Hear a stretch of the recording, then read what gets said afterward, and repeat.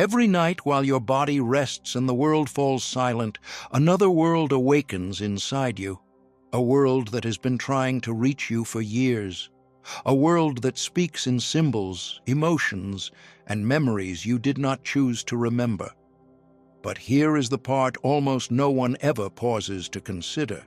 What if the most honest part of your life has been happening while you sleep? Dreams are not accidents. They are not chaos. They are not meaningless scenes stitched together by a tired brain. They are the oldest language of the psyche, a voice that began speaking long before you learned your first words. And yet, the strangest mystery is this. If your dreams have been guiding you your entire life, why is it only now that you feel them pulling at you? Jung believed that the unconscious sends messages in imagery because the rational mind would reject these truths in daylight. So the psyche waits until nightfall. It waits until your defenses loosen. It waits until the child you once were can step forward again. Then it speaks, sometimes softly, sometimes urgently, always with purpose. Think for a moment about the dreams that never left you, the ones from childhood that still flicker in the back of your mind, the ones from adulthood that woke you up with a heavy chest or a strange clarity. Every symbol, every emotion, every scenario is part of an ongoing conversation between who you are now and the parts of you that were wounded long before you understood anything about pain. Most people live their entire lives unaware that their dreams have been tracing the same emotional blueprint since childhood. The same themes repeat, the same fears resurface, the same people appear. Why? Because the psyche refuses to abandon what the waking self has ignored. And most of these unhealed places come from the earliest wound of all, the mother wound. The wound that shaped your sense of safety, belonging, and worth before you had the words to describe any of it. Your dreams remember everything you trained yourself to forget. They remember the moment you stopped expressing certain emotions. They remember when you learned to stay quiet. They remember the first time you felt unseen.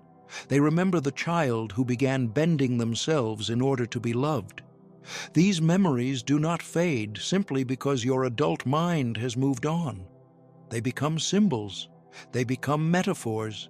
They become the stories that play out behind your closed eyes, trying again and again to show you where you abandoned yourself. And now the question returns with even more weight. If your dreams have been speaking to you all these years, why are you only noticing them now? Could it be because you are finally ready to hear the truth your younger self waited a lifetime to tell? Your dreams have been waiting. Tonight, they speak again. And this time, you will understand.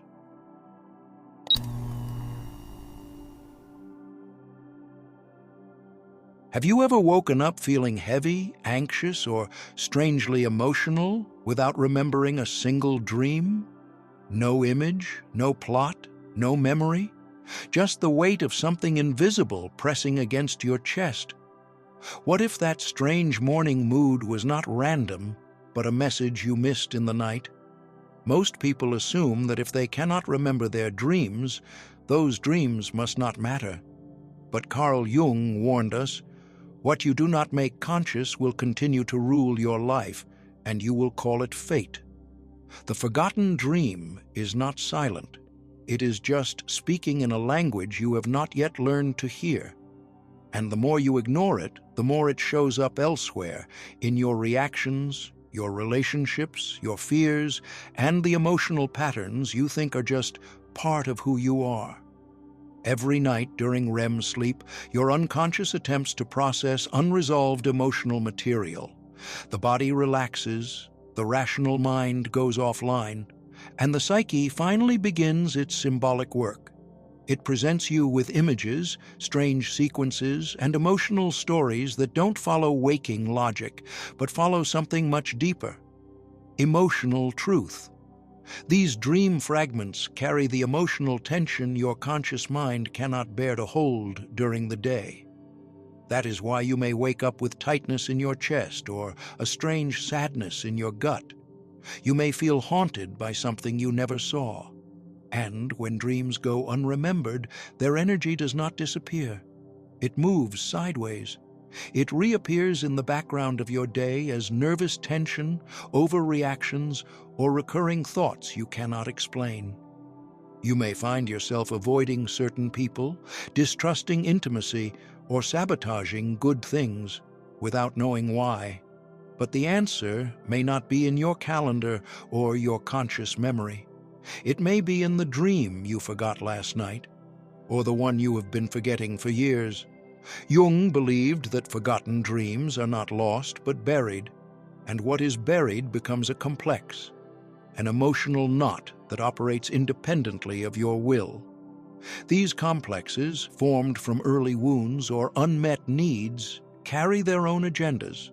They create triggers, patterns, even symptoms, and like the shadow, they do not disappear simply because you are unaware of them. In fact, their power often grows stronger in the dark. Ask yourself, how many of your behaviors are shaped by emotions you cannot trace? How often do you find yourself reacting in ways that feel disproportionate, repetitive, or strangely familiar? Could it be that a forgotten part of you is still trying to finish a story you never realized was unfinished? What if that fear of abandonment is not just about your current partner, but echoes a dream from age 5 where your mother walked away and never returned? What if your chronic self-doubt is not a flaw, but a symbolic echo of a dream where you kept showing up unprepared for a test you never knew was coming? These dreams may be forgotten by your conscious mind, but your nervous system remembers. Your emotional body remembers, and it keeps reliving them until the message is received. So the real question is not whether your forgotten dreams are influencing your life. The real question is far more unsettling. If something inside you is still controlling your life, who put it there?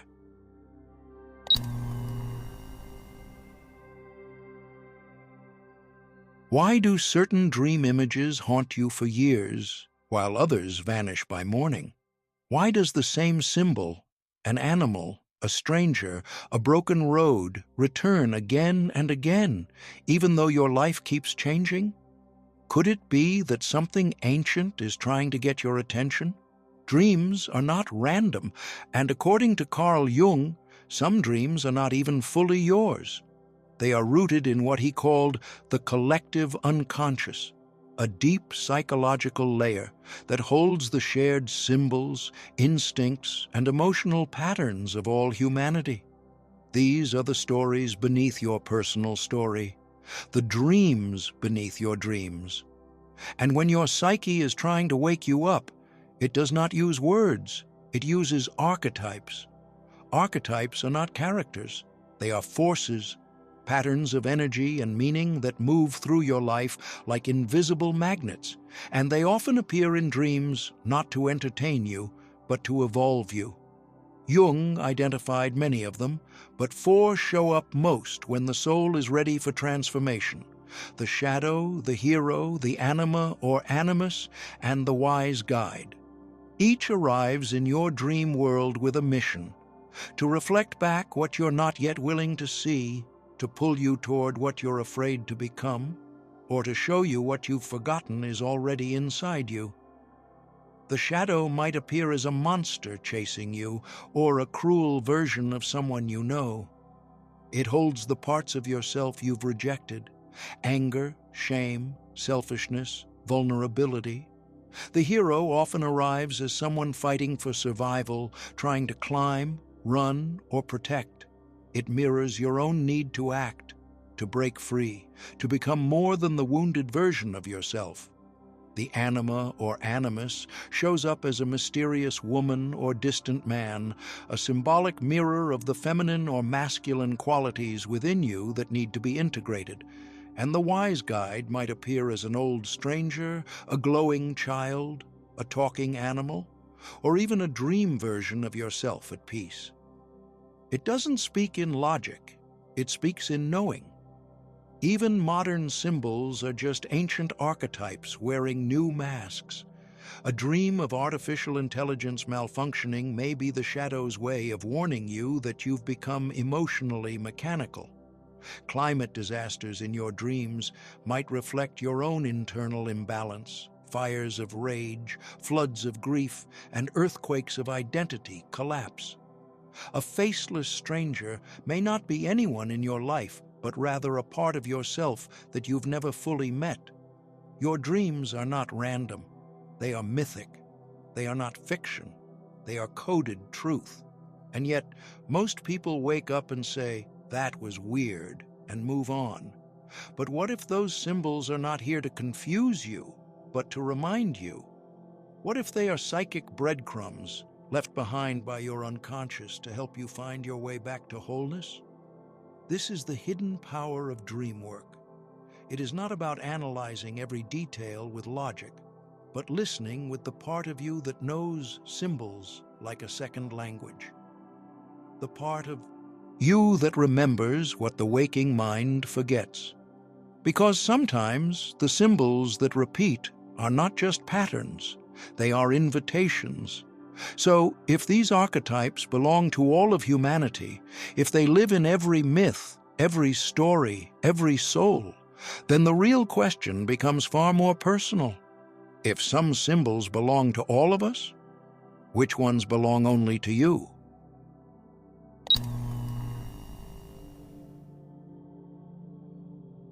Have you ever had a dream so personal it left you breathless, yet no one else could understand why it affected you so deeply? Why do some symbols feel like they pierce straight through the surface of your life, touching something you cannot explain? Not all dreams speak in the language of myth. Some speak in the raw accent of your own past.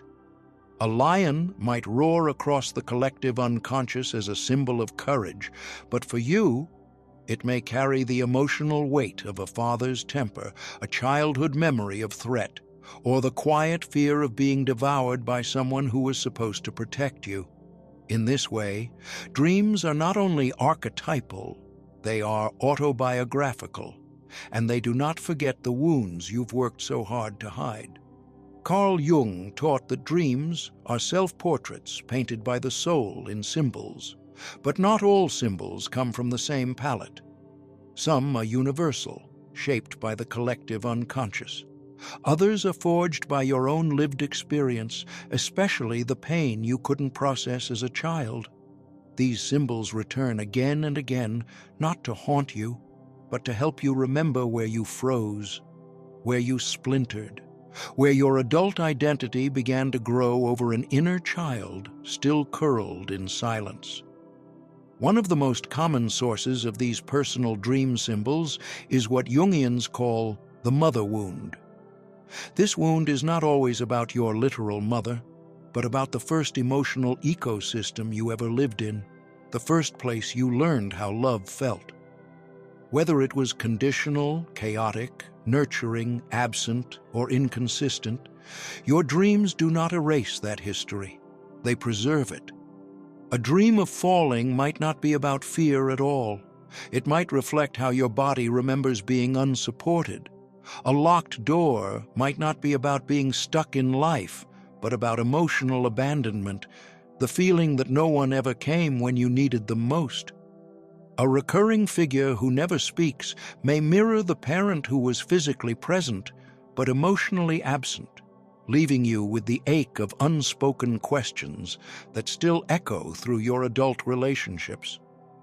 The pain you could not name as a child often returns as symbols in dreams, and these symbols are not random.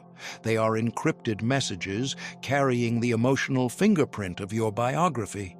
They show up to remind you of what still lingers, not to punish, but to point, not to scare, but to stir. They ask you to revisit the rooms you sealed off in your memory, because healing does not come from forgetting, it comes from finally seeing. So how do you begin to decode them? Not with logic, but with honest curiosity. The best way is to capture the dream as soon as you wake up, before your waking mind begins to erase or rationalize. Then ask yourself 3 sacred questions, questions that begin the path inward. Where is this symbol in my life? Who triggers this emotion in me? What part of myself am I avoiding? No one can answer those but you, because while collective archetypes may guide the human soul, your dreams carry your private emotional signature. The truth hidden in them is not universal, it is yours.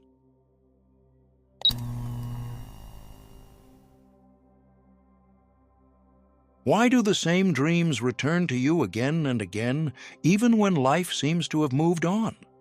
You wake up in a sweat, heart racing, body tense, but it's not the first time. That shadow behind you, that fall that never ends, that person who disappears just before you reach them. These are not just dreams, they are emotional thresholds, and they reappear because something in you still needs to cross. Recurring dreams are not mistakes. They are psychic repetitions, each one a symbolic cry from the unconscious to be seen, heard, and integrated. Carl Jung believed that the psyche communicates through symbols because language alone cannot hold the complexity of your inner life. So when words fail, your soul dreams. Think of a dream like a mirror your unconscious holds up in the dark. When something unresolved lies beneath the surface, something you've outgrown, suppressed, or avoided, it does not go away. It gathers energy, and that energy must express itself.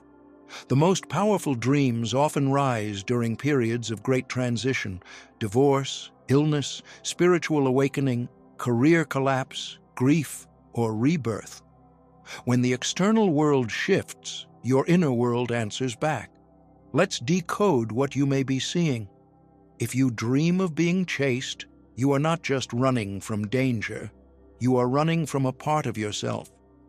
This is the shadow, the unloved, rejected, or feared aspects of your psyche. It might be your anger, your power, your desire, or your grief. The chaser is not the enemy. It is the part of you you've buried, and it will keep chasing you until you turn around and ask, "What part of me have I refused to meet?" If you dream of falling, you are not just afraid, you are in a process of disintegration. But not all disintegration is destruction. Jung saw falling dreams as the collapse of an outdated identity, the ego losing its grip so a more authentic self can emerge. In real life, this often mirrors a time when your usual roles no longer fit. A job ends, a relationship shatters, a belief dissolves, and you feel like you're spiraling. But what if you're not falling apart? What if you're falling through into a deeper version of yourself? If you dream of losing someone, it might hurt, but this loss may not be literal.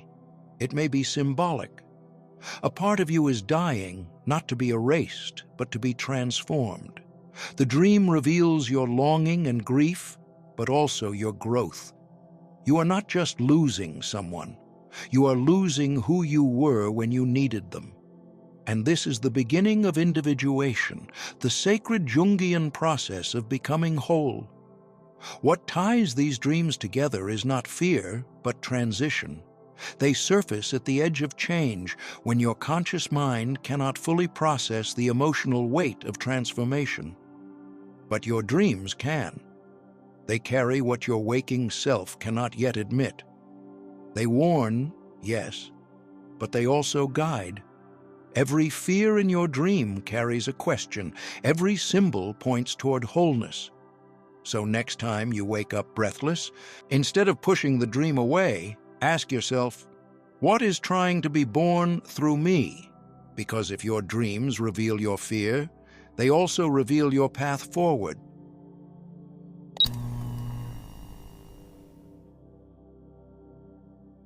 What if the truth you've been searching for in therapy, relationships, or books has been whispering to you every night while you sleep? Most people dismiss dreams as irrational noise or emotional leftovers from the day. But Jung saw something radically different. He believed dreams were the secret passageway between the unconscious and conscious mind, a bridge your psyche builds each night to help you evolve. And the longer you ignore them, the louder they become. Not because they want to scare you, but because they're trying to wake you. Think about it. How many times have you had a dream that left you shaken or strangely emotional the next day, but you brushed it off? Then, weeks later, something happened in real life that mirrored that dream. The argument, the loss, the decision you couldn't make. That wasn't random. That was the unconscious preparing you for a moment your conscious self wasn't ready to face. Jung taught that the dream is not just a message, but an invitation. It invites you to become aware of your wounds, your patterns, your projections, and your hidden gold. But awareness alone is not enough. If you want your dreams to transform your waking life, you must learn to work with them, not just witness them. Here's where it gets practical. Start with your emotional triggers in the dream. What emotion woke you up? Was it fear, grief, guilt, shame, or longing? That emotion is your compass. Don't analyze the plot of the dream before you feel the energy of it, because the dream doesn't speak in logic. It speaks in symbols, wounds, and repetition. Next, identify the symbol. Who or what appeared? What was their energy? What does that symbol represent in your waking life? If you dreamed of a house on fire, ask, what part of me is being burned down? If you dreamed of your mother crying, ask, what part of my inner child still needs to be held? If you were silent in the dream, what voice are you still afraid to use? Now comes the deepest work, tracing the dream symbol back to your early wounds. This is where lifelong patterns often emerge. If you always dream of being abandoned, where was that first rupture? Who taught you to expect absence instead of presence? If you keep dreaming of failing, who made you believe you were only lovable if you achieved? Once you name it, you reclaim it. Jung believed the dream reveals what the ego hides, so the moment you give that shadow space to speak, it stops haunting you. It starts guiding you. The panic turns into power.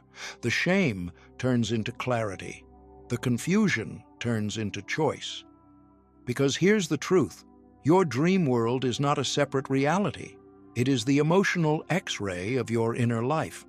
And when you learn to interpret that X-ray, you finally stop living in emotional blindness. You begin making decisions not from fear, but from insight. You stop repeating the same patterns, not because you force yourself to change, but because you finally understand the script you've been living inside. So ask yourself now, before you forget last night's dream, what have your dreams been trying to heal that your waking self keeps avoiding?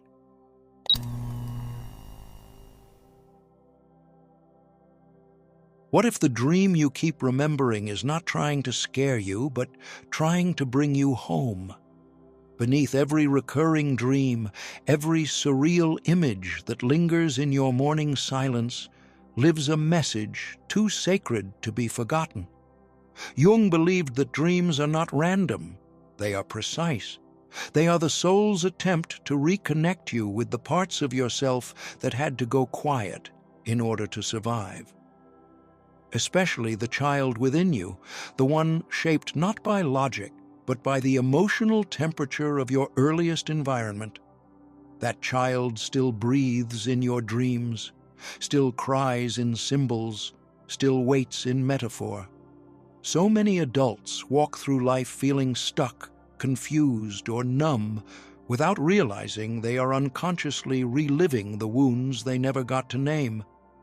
And your dreams? They are the map back to the place where it all began. The house you keep dreaming about, the hallway you're always running through, the silence of a parent's face, the repeated moment where no one hears you scream. These are not cinematic moments designed to torment you. They are psychic time capsules. They are the language of your inner child reaching out from the past, asking, "Will you finally see me? Will you finally feel what I had to bury?"